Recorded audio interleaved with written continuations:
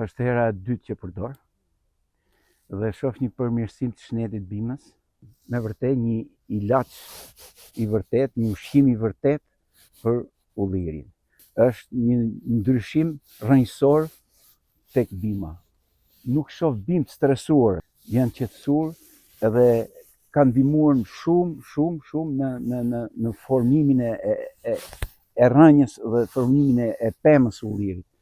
Kam një kërkesë që duan ta provojnë të gjithë, duan ta shikojnë të gjithë të ndryshim. Azoferi është për mua mbreti i ullirit, mbret i plerave për ullishtat, e për vreshtat dhe pemtarit.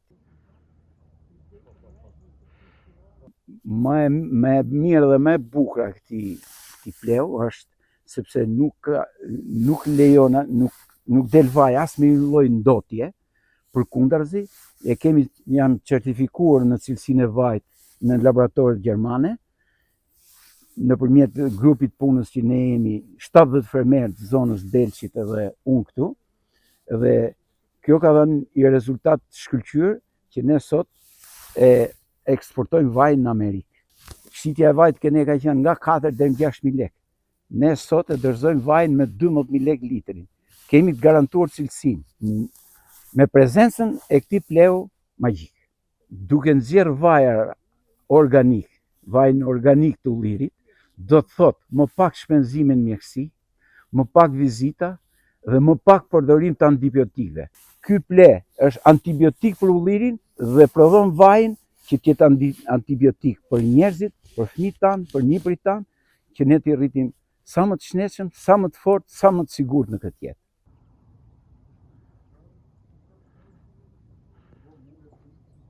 Një ndryshim të madh që pash unë ndava dhe ple organik për atë. E kisha në gjendje dhe e ndava.